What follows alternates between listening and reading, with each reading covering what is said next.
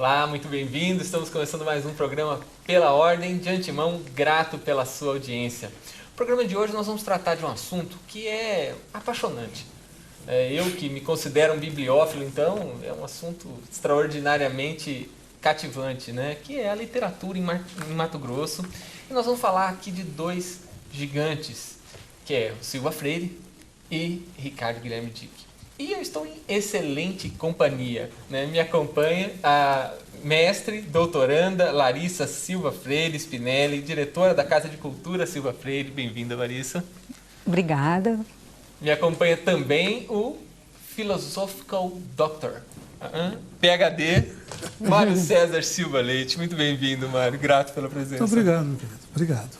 Mário é professor da UFMT, é um fundador, né, do grupo RGDIC, do ECO, né, o Estudos de Cultura Contemporânea. E é um prazer tê-los aqui, né, para a gente falar desse assunto. Como de costume, a gente faz uma pequena introdução para facilitar a vida dos nossos entrevistados, também dos nossos telespectadores e ouvintes da Rádio Assembleia 89.5 FM. Para você que não está vendo a letrinha, eu sou o Cláudio de Oliveira. Né, você também pode ver esse programa, acompanhar-nos através do site www.al.mt.gov.br. Bem, a literatura em Mato Grosso tem muitos gigantes. A produção cultural do estado é rica, não apenas nas artes visuais, mas também na urdidura de palavras, campos férteis para sonhos, fantasias e poemas. Hoje, vamos conversar com duas autoridades em literatura de Mato Grosso sobre dois desses gigantes, como já disse, Ricardo Guilherme Dick e Silva Freire. Para falar sobre eles, recebemos a doutoranda Larissa Silva Freire Spinelli e o pós-doc Mário César Silva Leite. Larissa é diretora, como já disse, da Casa de Cultura Silva Freire, e Mário, fundador do grupo de estudos RGDIC e também do ECO, Estudos de Cultura Contemporânea da UFMT, é professor na UFMT. Bem, eu queria começar assim, quando a gente pensa nesses dois gigantes, e aí de parte a parte eu posso perguntar, a questão, há uma certa nostalgia, quer dizer, se a gente olha e pensa, puxa, podiam estar conosco, né? O que você acha, Larissa? Tem alguns momentos Você assim... especial, né? Não tem como, né? E ainda mais vivendo esse período do Brasil, né? Às vezes a gente fica imaginando, puxa, o que seria se tivesse com a gente, né? Acho que já estaria aí levantando a voz para fazer aquelas belas críticas, né? Que o Silva Freire sempre fazia em relação à política, à cultura, né? A questão social, a corrupção, inclusive, né? Então, realmente, esses momentos dá essa nostalgiazinha, né? Ele não era um homem só de letras, o Silva Freire, no caso. Quer dizer, ele teve uma atuação política também, era um advogado, ele brigava pelas causas, né? Ele tinha uma atuação mais forte na sociedade, sim, né? Sim.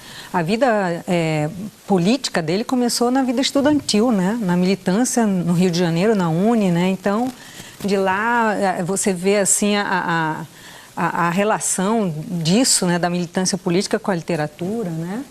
Então, na verdade, a gente, inclusive, é uma das coisas que a Larissa está desvendando na tese que ela está produzindo sobre ele. Assim, ele não pode ser visto estritamente como poeta. Então a gente tem uma certa dificuldade, por um lado, né? Tem uma certa dificuldade porque existe todo um projeto que é estético, que tem a ver estritamente com literatura, mas é um projeto que é muito maior, que é exatamente, que é político, que é social, que é cultural.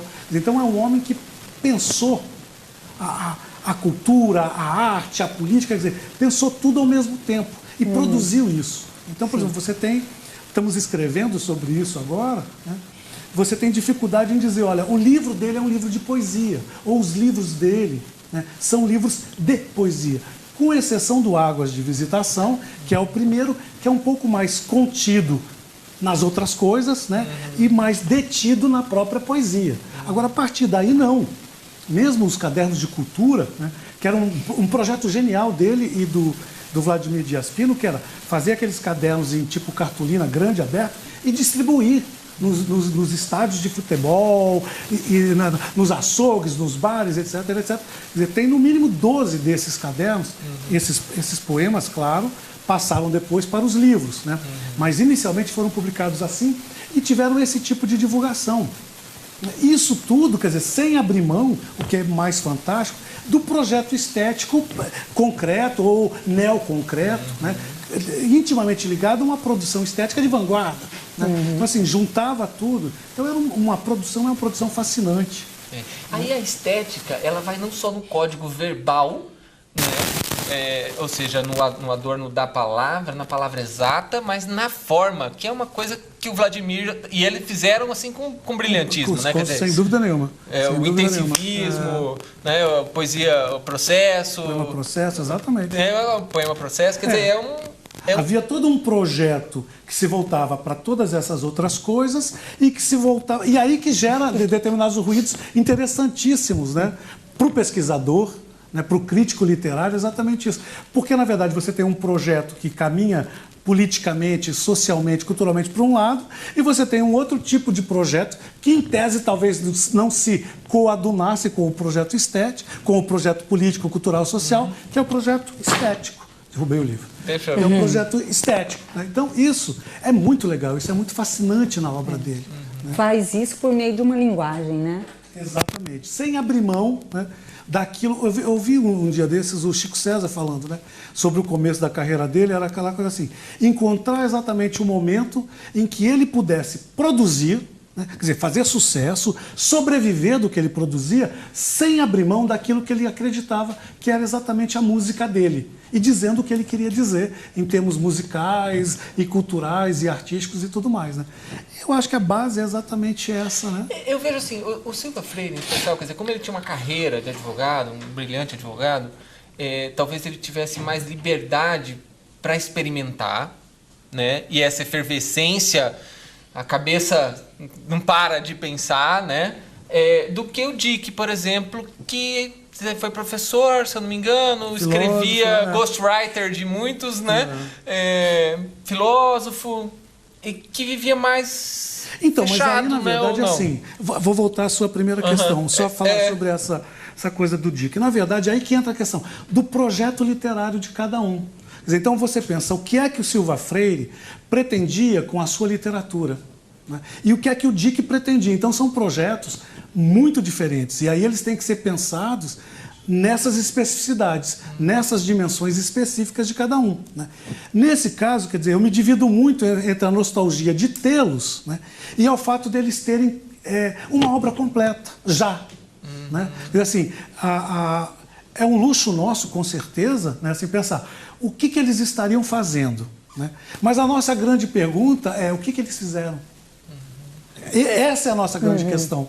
Né? E qual a contribuição nossa exatamente. pensando a obra deles hoje, exatamente, né? Como é que nós avançamos, quer dizer, como nós redimensionamos, porque é isso que acontece com a crítica. Né? Exatamente, atualizamos toda essa literatura, tudo isso que eles fizeram, através dos nossos olhos, né? Através das nossas análises, estudos. Nesse processo, né, de revalorização ou redescoberta, ou ressignificação, enfim, daquilo que eles estão dizendo à luz dos dias atuais, a gente pode pensar num projeto de educação para crianças, jovens, adolescentes, quer dizer, tem faixa etária recomendável para a gente acessar isso? Não tem? Deveríamos discutir isso nas escolas? Como está isso? À vontade. Pode falar? Bom, então, eu acho que, na verdade, são duas coisas aí. Né? Eu acho que o Silva Freire, apesar dessa estética mais experimental, vamos chamar assim, não gosto muito do termo, mas vai lá, né? Mais experimental e tal, ele se encaixa melhor, né, num projeto pedagógico, no sentido de ir para a escola. O Dick, ele tem exigências um pouco mais, como é que se diz? Diferentes, né? E talvez menos didáticas e pedagógicas do que o Silva Freire por isso. Quer dizer, então, assim, apesar de tudo, você tem uma certa, entre aspas, impermeabilidade nos dois autores. Né? Você precisa ser um leitor minimamente preparado. Né? Tem um certo esoterismo. Para entrar, exatamente. Né? Para entrar, precisa ser meio iniciado. Né? Agora, coisa que a escola poderia fazer trabalhando com outros autores. Né? Trazendo outras pessoas, quer dizer, existe hoje, né, a partir dos anos 2000 e tudo mais, uma produção contemporânea de literatura em Mato Grosso que é genial, que pega o pessoal mais, digamos assim, já canonizado, que você pega um Ives Cuiabano, que acabou de lançar um livro, você pega uma Marilza Ribeiro, você pega uma maravilhosa Luciene Carvalho, que está aí com tudo produzindo. Efervescente. Né? A moçadinha que está em Rondonópolis produzindo, que é o Joy Salles e o Rodrigo Fernandes, se eu não me engano, trabalhos geniais, quer dizer, tem o Santiago Vilela em Sinop, quer dizer, então você tem uma produção contemporânea de poesia e de literatura do mais alto nível, entendeu? E que, nas mais variadas formas, esses autores, eles poderiam estar na escola, nas escolas, independente desse grau de dificuldade ou não. Mas isso é uma coisa que a escola tem que enfrentar. Um processo de gradação, né? Num processo de gradação. Degrau a degrau. Exatamente. É um processo. Tem um exemplo disso, assim, lá na Escola Silva Freire, que é uma escola municipal. O grupo de pesquisa em psicologia da infância, ela vem trabalhando as narrativas, né, infantis, né? As próprias escolas criam narrativas a partir do contexto escolar, né? Às vezes em relação ao seu patrono, como é o caso da Escola Silva Freire. Então, eles foram, né, estudar quem foi o Silva Freire, né? E aí, a Casa Silva Freire agora está propondo uma parceria com a escola, né? Justamente para desenvolver oficinas de literatura e arte, enfim, mesclando as linguagens, né, artísticas, para também levar essa referência, né, do Silva Freire, da obra do Silva Freire para as crianças, né? Isso é uma escola de educação infantil, né? Então, até o 9º ano, não? Até o 5º? Até o 5º ano, pega todo o primeiro ciclo. Então, lá a narrativa que eles criaram é um encontro, né, de Bugrinho, o apelido Silva Freire, com Rondon, porque fica no bairro Tapajé, né, o próprio nome do bairro é um nome de uma etnia indígena, as ruas são nomes, levam nomes de etnias, né, então, assim, provocando um pouco essa identificação, vamos dizer assim, das pessoas que moram naquele bairro, né, para conhecer um pouco, né, a própria região. Produzindo uma sensação de pertencimento, sim, né? Sim, então, que o conhecimento da coisa pode gerar. Apesar esse hermetismo, vamos dizer assim, né, da obra. Um certo. Que tem a ver com a experimentação da linguagem, quer dizer, isso se a gente pegar historicamente todas as vanguardas, elas enfrentam esse problema, né? Se a gente pegar, inclusive, um exemplo que eu acho incrível, que é significativo disso, não está na arte literária, mas está na arte cinematográfica, é o cinema novo. Quer dizer, o cinema novo, na verdade, esvaziou os cinemas do Brasil. Porque vinha da chanchada, né? Da Vera Cruz e tal, Oscarito, Grande Otelo, aquela gente, Mazzaropi, né? Que todo mundo adorava e lotava os cinemas. O cinema novo, quer dizer, um número menor de pessoas e mais preparadas. Conseguiu digerir aquilo. Conseguiu digerir aquilo. Então esvaziou os cinemas, né? Então, na literatura acontece a mesma coisa, quer dizer, as vanguardas enfrentam esse problema. Apesar de assentarem, na maioria das vezes, elas se assentam na produção cultural popular. Se você pegar os filmes do Glauber, por exemplo, todos ali na cultura popular, saem dali, mas não tem mecanismo, devido à experimentação, né, de chegar e atingir esse público como seu leitor, como seu consumidor. Né? E a literatura enfrenta, as vanguardas literárias enfrentam isso também. Eu reli essas semanas agora o Japa. A Japa, que esse é aqui, né? Conto, exatamente.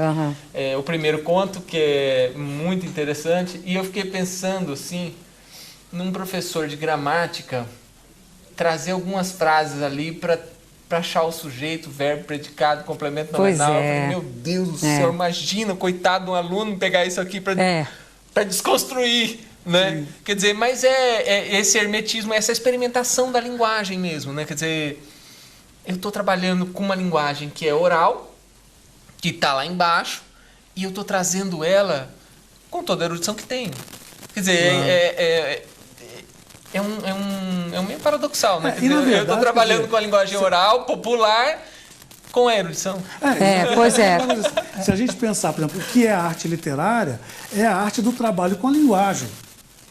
Então, isso necessariamente, em que forma for, em que medida for, isso tem que aparecer para garantir, digamos assim, a qualidade artística da literatura. Ela tem que ser um trabalho de linguagem, ela tem que ser um trabalho de manuseio de língua. Né? Então, por exemplo, é aquilo que o Guimarães falava isso. Né? Quer dizer, qual o compromisso que tem a arte literária, o escritor? Ele tem a necessidade, para ser literatura, precisa causar uma ruptura com a linguagem cotidiana. Porque na linguagem cotidiana, nessa que nós estamos batendo papo, tudo passa meio direto, você passa direto por ela. A arte, ela precisa te interromper, ela precisa te descotidianizar.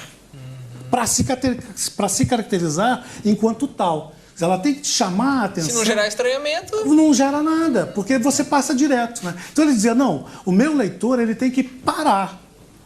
E aí você pega, por exemplo... No caso do Guimarães, no nada, né?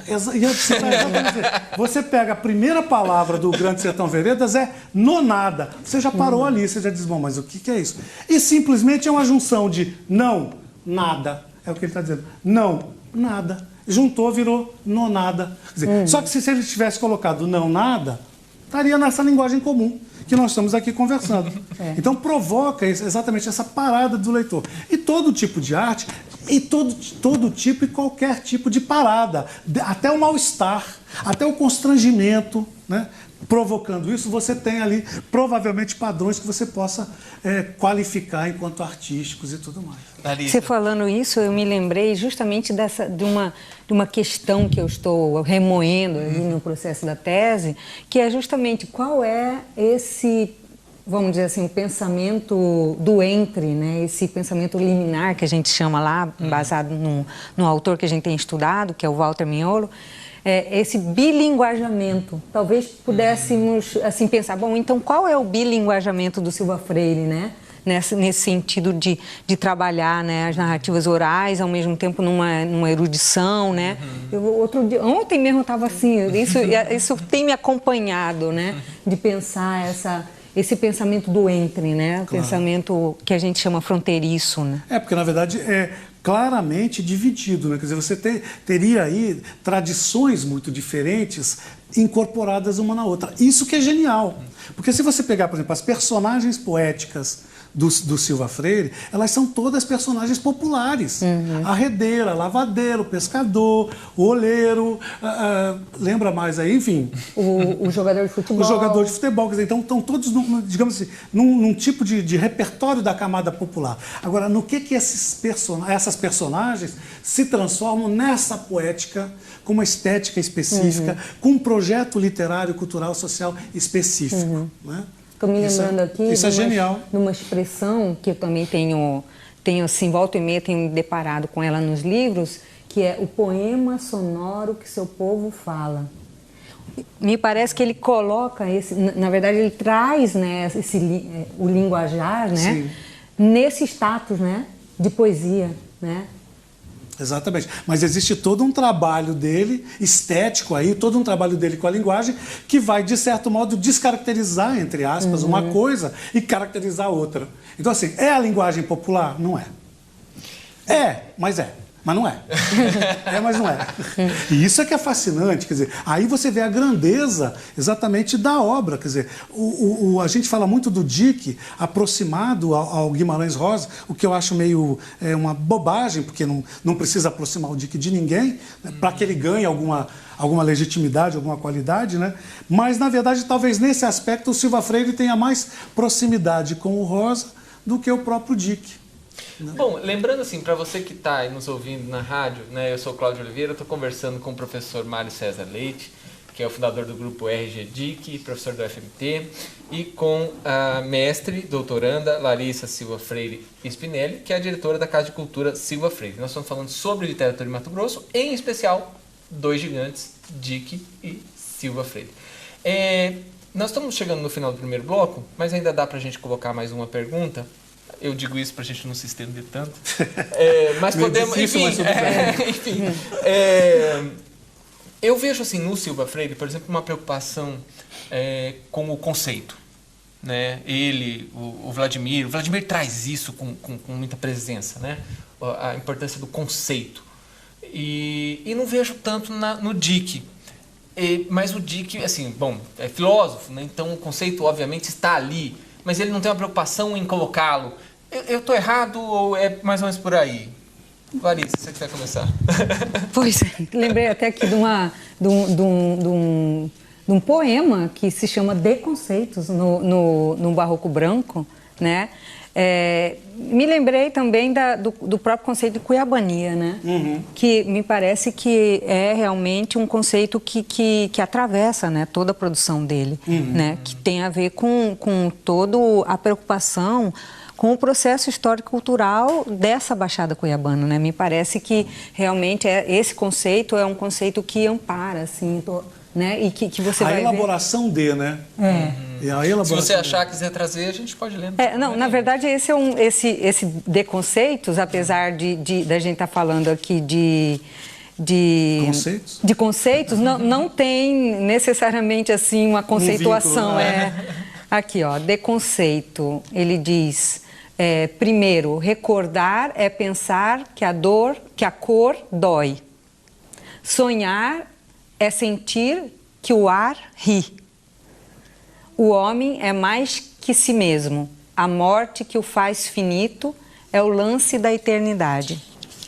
É lindo isso. Andar, andor, andar.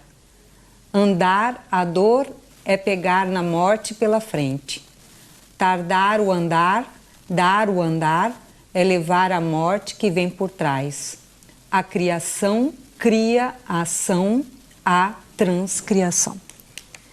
Maravilhoso isso, né? Muito bem. Inclusive, Aldir Sodré, no Setembro Freire, no Circuito Cultural Setembro Freire 2008, foi justamente esse o poema que ele escolheu para poder fazer uma releitura desse poema. Foi muito bacana, ele fez uma performance. Gigante, pequenininho, que já foi embora, deixa saudade. Por favor, Mário. Qual que era a questão mesmo? A questão do conceito. Do conceito. Então, na verdade, tem a ver com aquilo que a gente já falou, né?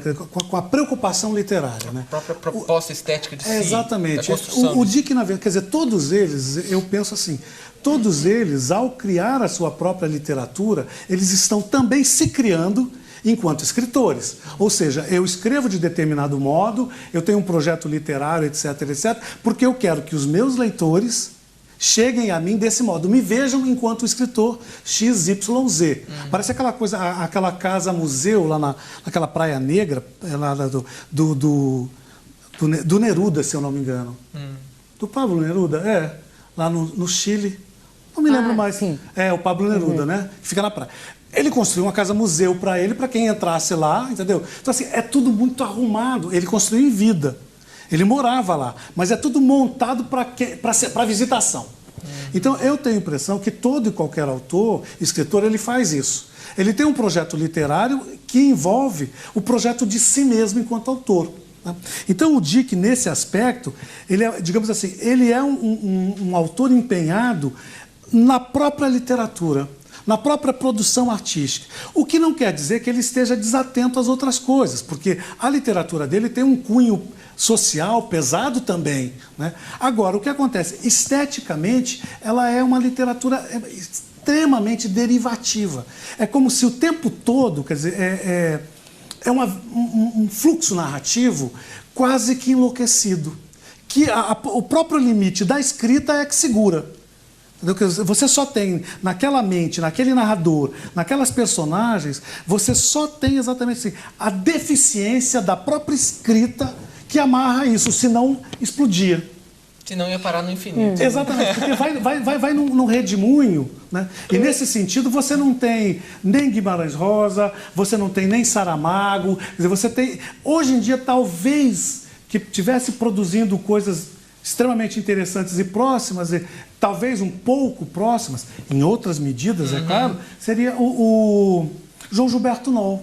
Entendeu? Então, quer dizer, fica um pouco assim, o fio narrativo, a história, João que amava Maria, é o de menos. O que importa, na verdade, nessa literatura é o fluxo mental. Memória, lembrança, sonho, fatos, etc. Então, vem tudo quase... Não vem ao mesmo tempo porque a narrativa não suporta a simultaneidade. né? Mas se o texto narrativo suportasse a simultaneidade, isso viria completamente ao mesmo tempo. Isso seria uma loucura, o caos, né? Então, ele namora muito com essa ideia, um pouco, que eu chamo, na verdade, de caleidoscópio. Que é aquela coisa que você olha e tem cores lá dentro, e conforme você mexe, são as mesmas cores, só que o desenho vai mudando. Então a narrativa do Dick passa muito por aí, né? Se aproxima, veja, é quase que o lado oposto do projeto do Silva Freire, que é um projeto absolutamente racional. E o Dick caminha ou se aproxima daquilo que a gente poderia dizer de uma outra racionalidade, uma racionalidade ocidental aqui, pegando o Silva Freire, né? E o Dick se aproxima dessas outras coisas, né? Os dois assustadoramente eruditos, né? Os dois assustadoramente competentes no que fazem, e cada um exatamente a seu modo. O Silva Freire absolutamente racional, né? Porque isso aqui é miudinho. É minimalista. Quando você pega as palavras, quer dizer, quando ele quebra as palavras, quando ele desdobra as palavras, isso é um processo de uma racionalidade absurda. Exatamente por quê? Porque ali você vê uma racionalidade tentando se desmontar a própria racionalidade da palavra, né? Experimentando as possibilidades. Né? É aquela coisa, o que o Rosa fazia? Todo mundo fala às vezes assim, porque Guimarães Rosa, o Papa, né, brasileiro dos neologismos, isso é cascata, não é bem isso, não. Há muito pouco neologismo, que é a construção de novas palavras, né? Há muito pouco neologismo na obra do Guimarães. Por quê? Porque ele trabalhava com as possibilidades da própria língua. Então ele pegava, por exemplo, essa palavra prevê a língua portuguesa, prevê a introdução, a conexão de um... Isso que vem primeiro, me fugiu a palavra agora. Não é um prenome. De um que vem antes, sufixo e prefixo. Prevê a introdução de um prefixo sem alterar ou alterando, porque o que acontece? Muda o significado. Você simplesmente constrói, né? Isso é radicalizar, né? Exatamente. Isso é você quebrar o sentido comum da palavra. Estou trabalhando com radical exatamente. De maneira... E você quebra o sentido comum da palavra. Então isso é genial. Isso no Silva Freire tem uma maneira de ser tratada, que é essa coisa racional, miúda, minuciosa, né? De quebrar a palavra e assim sugerir outros e novos... Eu já vou parar. Sugerir outros e novos significados, né? E no Dick tem, na verdade, o contrário, o excesso. O Dick é excessivo, é verborrágico. Se você não se cuida, você se perde ali naquele maravilhoso mar de palavras, de sentidos, de personagens, de histórias, né? Então isso é genial. Foi pintor, né? Também. Bom, assim, nós já avançamos, já devíamos ter chamado o intervalo, ainda bem que não temos nenhuma agência de propaganda acompanhando nosso intervalo comercial, porque não existe intervalo comercial, existe um intervalo que traz mais informação para você. Fique aí, é rapidinho, a gente vai e volta.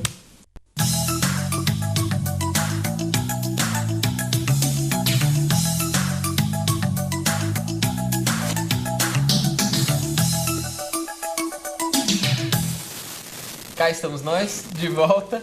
Eu disse que era rapidinho, o intervalo passa rápido realmente. Eu sou, para você que está nos ouvindo na rádio, eu sou Cláudio Oliveira. Estou conversando aqui em excelente companhia com o PhD Mário César Silva Leite, que é professor da FMT, e com a mestre doutoranda Larice Silva Freire Spinelli, que é diretora da Casa de Cultura Silva Freire, falando sobre literatura em Mato Grosso, em especial dois gigantes, né? Silva Freire e Ricardo Guilherme Dick. Eu vou fazer a pergunta, depois a gente procura fazer dos dois, né? Mas vamos começar com o Silva Freire. Tem uma porta de entrada? Assim, por onde eu, leitor, ignorante, que ainda não conheço, né, a obra, por onde eu começo? E aí eu quero a opinião dos dois e, assim, primeiro passo, segundo passo, tá. Por onde vamos? Veja bem, a porta de entrada de leitura, para qualquer leitura, é a própria leitura. Então você não tem como fugir disso. Quer dizer, não existe mesmo quem está é estudante, é professor, mas não colocaram no YouTube ainda. É doutor, é pós-doutor e tal, isso não vem ao caso. Porque você aprende a ler, é processual. E você aprende a ler lendo. Não tem outro caminho. Quer dizer, não existe um dia que você vai acordar, dar o belo sol lá fora, se espreguiçar e dizer, bom, hoje eu sei ler. Por osmose? Não, é porque, na verdade, eu estou falando especificamente da leitura de textos, né? Textos escritos. Né? Vamos entender aí que todo mundo lê o próprio mundo. O mundo se oferece a nós enquanto leitores, enquanto viventes, etc, etc. E aí, mas só que agora nós estamos falando de uma leitura específica. Não é? Então, o que acontece? Você não tem um momento que você vai dizer, não, agora eu estou apto a ler tal coisa, tal coisa. É gradual e é processual, enfim, não tem escapatória. Então, você, de certo modo, quer dizer, a porta aberta para a leitura é você saber ler e ter o hábito de leitura, porque assim, você, em qualquer nível, em qualquer área, você tem níveis de dificuldades, níveis de exigência do intelecto diferenciados para os tipos de textos. Quer dizer, então, se você queima determinadas etapas, você obviamente jamais vai conseguir atingir um certo grau de maior complexidade linguística, intelectual, etc, etc, em determinados textos. Por quê? Porque te falta uma base. Né? Te falta uma base mínima para chegar ali. Quer dizer, você precisa superar determinados obstáculos que a própria leitura te impõe para ler coisas cada vez mais complexas e cada vez mais, entre aspas, de difícil leitura. Então, assim, nem o Dick, nem eu não chamaria exatamente de herméticos, mas nem o Dick, nem o Silva Freire, quer dizer, num primeiro momento, devem ser, acredito eu, lidos assim, sem um acompanhamento mínimo. Então, se isso vai para a escola, tem que haver o acompanhamento do professor. Porque qual é o papel do professor e qual é o papel também da crítica literária ou do crítico literário? Né? O professor Antônio Cândido ele fala sobre isso. O papel da crítica é lançar luz sobre a literatura, sobre o texto literário. Então, assim, é nos ajudar. Qual é o meu papel enquanto professor e qual é o meu papel enquanto crítico literário? É ajudar os meus alunos, ajudar as pessoas, no geral, a lerem as obras, a entenderem cada vez mais verticalmente, né, aquelas obras, aqueles textos, aqueles poemas, aqueles romances, aqueles contos, etc. Então, assim, eu acho que os dois devem a qualquer momento ir para a escola, né, mas não devem ir desacompanhados de um preparo seguro, né, e estável dos seus professores, dos seus palestrantes, ou o que seja, exatamente para introduzir. Quer dizer, você precisa, na verdade, esses autores, a maioria deles precisa de introdução. Né? E não é introdução aquela coisa que se diz assim, vão contar a vida do autor e tal, que isso resolve. Não é isso, não. Eles precisam de introdução no aspecto artístico e literário deles, dos projetos estéticos deles. Então, assim, cabe em qualquer momento, bem acompanhados, cabe em qualquer momento. Sem acompanhamento ou mal acompanhados, é melhor não. Pode gerar um trauma. Pode gerar. Quer dizer, a maioria de nós demorou muito para vir amar a Machado de Assis e José de Alencar. Por quê? Porque vinha para nós na escola sem acompanhamento. O professor pode, o livro vai, lê o Guarani. Você até lia. Lê lá não sei o que do Machado. Você até lia, mas gente, que coisa que é essa? Entender a genialidade do Machado de Assis, por exemplo, não é uma coisa que se faz com 12, 13 anos. Pelo menos na grande maioria das pessoas. É processual, há gênios, mas... Não, agora, se você ler isso com um bom acompanhamento, com mão segura, que é o papel da escola, né, aí é outra história.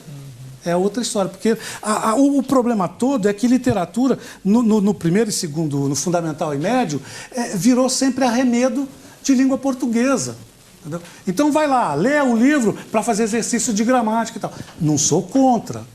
Agora, é preciso que esse objeto seja pensado na sua especificidade literária. Só assim o garoto, a garota, o aluno, a aluna, quer dizer, vai se interessar, vai gostar, vai ter prazer. Porque ele começa a ver a obra em si, mas ele começa a ver também toda a arquitetura dessa obra, toda a montagem disso. Então, isso tem que ser mostrado para ele.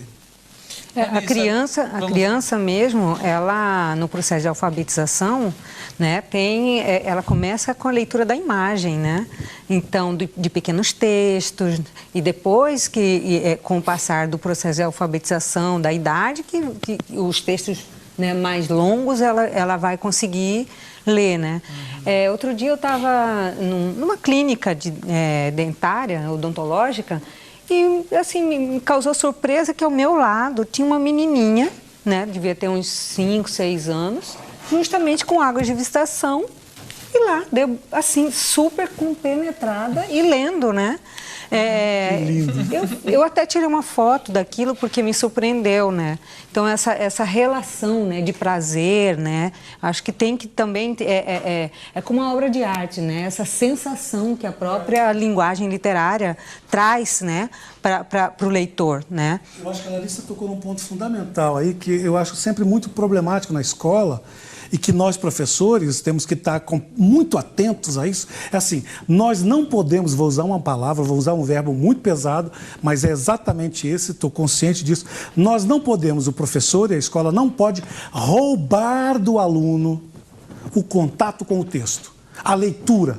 Entendeu? Não interessa o professor não tem que fazer resumo de nada, ele tem que deixar o aluno ver o texto, sentir o texto, bem ou mal, seja como for, entendeu? E depois trabalhar as outras coisas. Mas o primeiro contato, a impressão da leitura, sabe? A escola não pode... E o que acontece é que nós fazemos isso. A escola, via de regra, você fala sobre o autor, você fala sobre a historinha que ele escreveu, mas você não lê ou não põe os alunos para lerem a historinha que o autor escreveu. Então, na verdade, você faz o que? Você rouba um direito que o aluno tem de ter as suas próprias impressões sobre o lido. E aí entra esse outro lado que a Larissa tocou, que é a ludicidade, que é o prazer da leitura, que é a leitura pela leitura. Quer dizer, necessariamente você vai cobrar da arte outras funções no decorrer das coisas.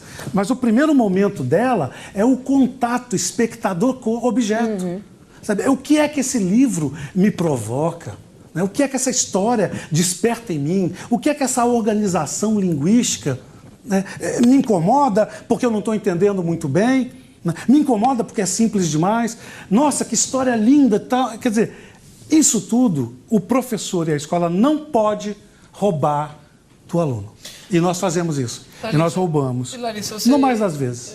Larissa, você falou assim, de repente, até a gente conversou um pouco no intervalo, de que seria interessante começar com águas de visitação. E aí, quer dizer, nós estamos falando aqui de um preâmbulo, né? O professor Mário César fez um preâmbulo que é assim, como ter a fruição da leitura. Qual que é o processo para a gente chegar e reconhecer a leitura como uma atividade, é um exercício, é igual você ir para a academia. Quer dizer, você não vai chegar lá e pegar um peso de 40 quilos, você vai pegar um de 5, de 2 e assim sucessivamente. E o corpão só vai aparecer depois de anos. Exato, exercitando é um processo, é uma construção de capacidade, no caso física ou intelectual. E de superações, né? Etapas de superação. Sem dúvida. Mas o Águas de Visitação, por exemplo, é um caminho interessante. Pois são vários poemas, né? E é interessante que a característica da literatura do Silva Freire a gente não fala em versos, né, professor Mário? É interessante se eu puder mostrar, porque assim, o Silva Freire trabalhava muito com a forma também. Essa exploração do papel. A maneira de digerir, de reconstruir o branco, né? O papel, então, né? o poema em si, ele não são apenas palavras, mas também é visualidade, né? Sim, sim. Então, talvez seja interessante você mostrar, né, para o Davi aqui, que é o nosso...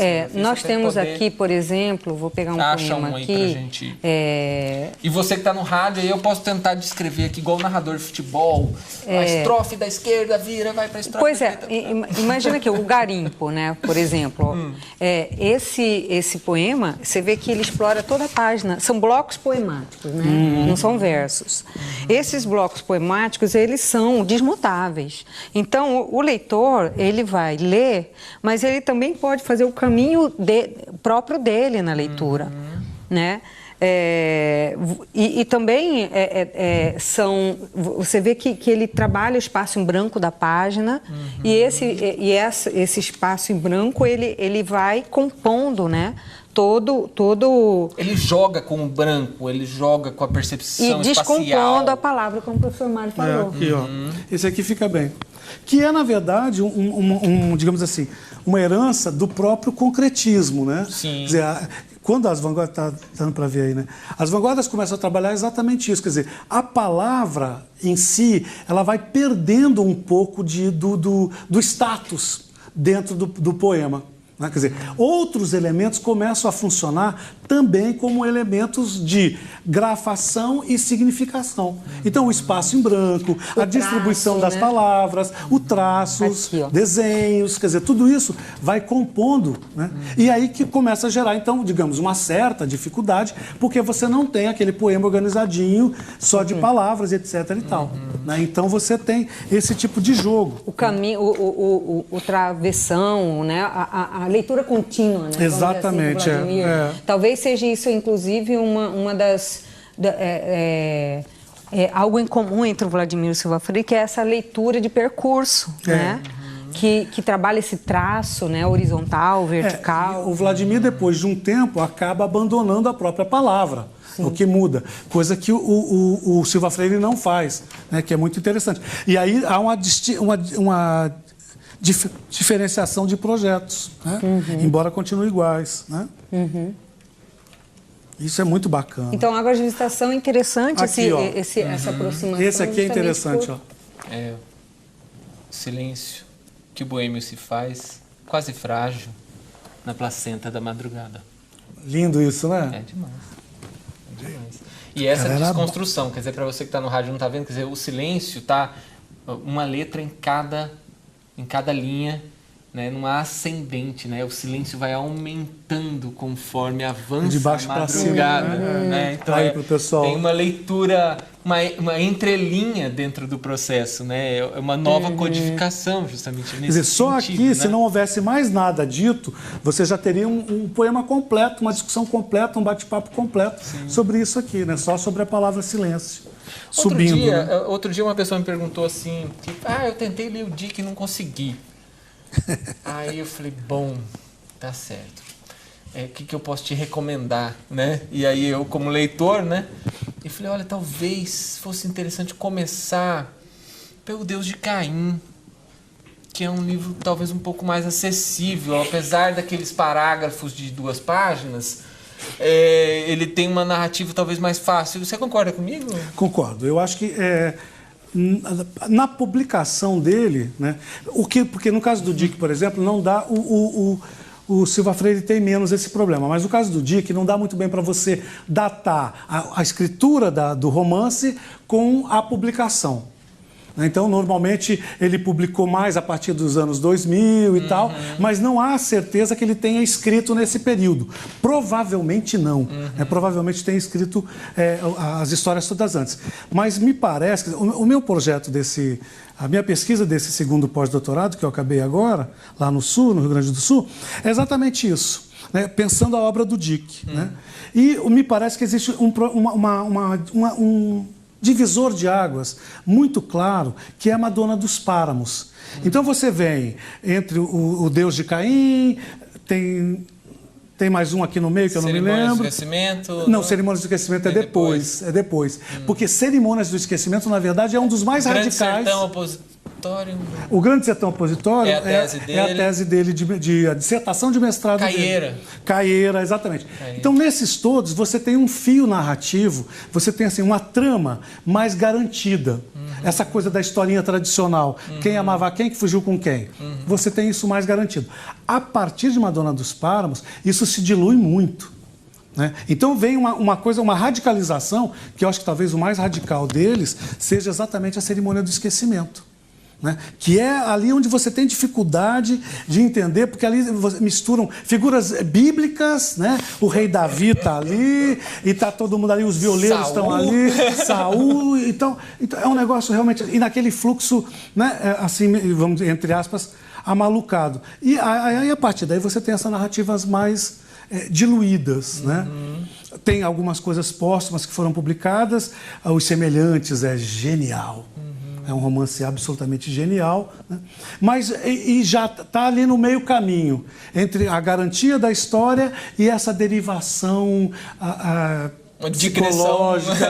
psicológica e tudo mais, né? Então eu acho que talvez os primeiros, você tem razão, Deus de Caim, Madonna dos Páramos e tal, apesar de já termos o Dick ali, né, você não tem ainda a radicalidade com que ele vai se expressar depois em Cerimônia do Esquecimento. Podemos trazer um pouquinho assim da referência de ambos, quer dizer, quais as fontes? Há fontes aonde beberam para construir a obra?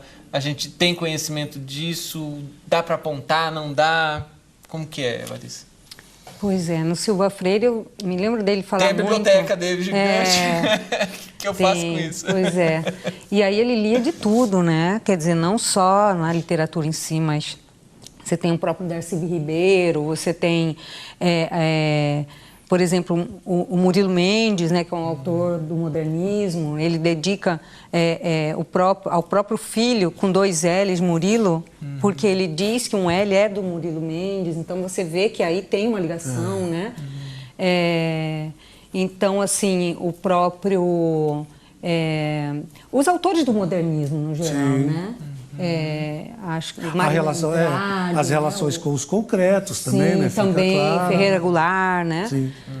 Então, você vê também, e a questão da própria cultura, né? Cultura indígena, a nossa... O próprio Vladimir diz, né? Isso ele não gosta muito de dizer assim, bom, quais são as minhas influências, né? Mas ele diz assim, bom, se eu tenho uma influência, a influência é a cultura indígena, por exemplo. Eu lembro muito, por exemplo, estudando um pouco mais de Picasso, é difícil entender Pablo Picasso, sem pensar em África, né? Porque ele dá uma antropofagizada assim, nas máscaras, na iconografia africana, né? E no caso do Dick, assim, que a gente tem aí? O Dick é um pouco mais complicado, até porque ele nunca manifestou isso, né? Então, assim, claro que a formação filosófica dele é grandiosa, é absurda. Então, assim... O pessoal fala em Heidegger. Filosófica, a antropológica, inclusive, literária, mas isso vem... o que é muito interessante, acho que no caso dos dois, o que é muito interessante é que isso vem mesclado com, digamos assim, com o pé na terra. Entendeu? Com o pé no Mato Grosso, com o pé em Cuiabá, né? De maneiras não necessariamente, digamos assim, não estou falando isso de maneira acrítica. Eu acho que isso também tem que ser pensado e discutido nas obras dos dois e tudo mais. Mas eles mesclam isso, quer dizer, então tem muito... O Dick também tem muito dessa coisa da cultura popular. Tem a nossa própria cosmogonia. Exatamente, de mitos, etc. Tem muito isso. Agora, ao mesmo tempo, ele tem um conhecimento, por exemplo, de filosofia indiana, né? Que, na verdade, a gente muito pouco acessa. Que pouca gente tem. Então você tem dificuldade em entender alguns nomes, algumas ideias que estão ali, não por deficiência dele, mas por deficiência nossa, né, de não acessar exatamente aquele repertório. Então aquilo lá, de todo modo, tem que se resolver na própria obra. Lembrei do Toada do Esquecido com Zambelê. Toada do Esquecimento. Toada do Esquecimento, que é genial. Genial, exatamente. Bom, infelizmente, nós estamos chegando no fim do programa. Eu acho que dá pra gente conversar mais umas 2 horas. Não sei se vocês conseguem acompanhar a gente, mas enfim. É um prazer estar com vocês aqui. Eu queria deixar assim a palavra aberta, né? Eu estou conversando com o PhD, Mário César Silva Leite, que é professor da FMT, com a mestre doutoranda Larissa Silva Freire Spinelli, que é diretora da Casa de Cultura Silva Freire, falando sobre literatura em Mato Grosso, em especial os 2 gigantes, Ricardo Guilherme Dick e Posso fazer uma única observaçãozinha? Eu queria que você fizesse assim, as considerações finais. Pode começar contigo, depois eu passo para a Larissa. E aí dentro pode fazer a observação, enfim, algo que a gente não falou e que seja interessante trazer também. Na verdade, eu gostaria só de chamar a atenção por uma coisa. A gente tem uma certa dificuldade. Hoje, é importante dizer, já existe um grupo muito forte, muito grande, né, estudando a literatura. Aí que vem a questão. eu trato como literatura brasileira produzida em Mato Grosso. Né? Porque quando a gente fala, tem toda uma discussão de a literatura em Mato Grosso, a literatura de Mato Grosso, isso é restritivo, né? Isso regionaliza demais autores que, na verdade, não têm um viés regionalista, regional e tal.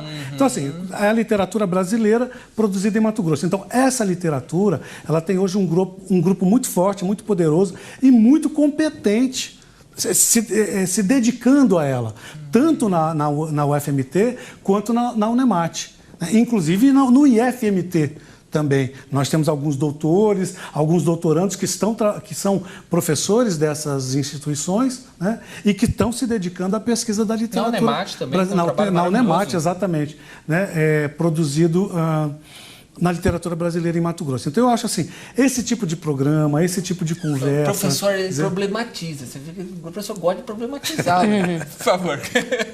Eu já ia continuar aqui. Esse tipo de... Não é para falar? À vontade, tá, esse tipo de programa é fundamental, eu acho. Ele é essencial. Agradeço a oportunidade de poder participar, agradeço ao Cláudio Oliveira exatamente por isso. Estou muito feliz de poder falar aqui e conversar com vocês. Nós agradecemos de aprender um pouco mais. Por favor, da mesma forma, né? Agradeço o convite, o professor Mário César também. E colocar a Casa Silva Freire também à disposição, né, das pessoas que se interessarem pela obra do Silva Freire. Assim, tem um site, né, da Casa Silva Freire, www.casasilvafreire.org.br. Então, também, e ali tem os contatos que a gente pode depois, né, enfim, apresentar, né, toda a obra para o leitor que se interessar. Obrigada. De nada, eu que agradeço. A gente não falou, por exemplo, dos discursos, né? Tem um discurso que o Silva Freire fez na posse da Academia Mato Grossense de Letras. Eu queria trazer também, problematizando, né, professor, essa questão da Academia Mato Grossense de Letras. Por que o DIC nunca se pôs lá? Mas, enfim... Pois é, muito assunto. Vladimir, né? DIC, Vladimir. DIC, Vladimir. Quer dizer, o programa acabou, eu sinto muito. Vamos ver se a gente marca um segundo tempo, prorrogação, né? Seria ótimo. Lembrando que esse programa você assiste às 7 da manhã, às 13, 1 hora da tarde e 9 horas da noite. Também, para quem gosta de Corujão, 3 horas da manhã, pode assistir, ou no site da Assembleia, al.mt.gov.br, você tem o link para o YouTube, que é youtube.com/TV Assembleia MT. Fiquem com Deus e até a próxima oportunidade.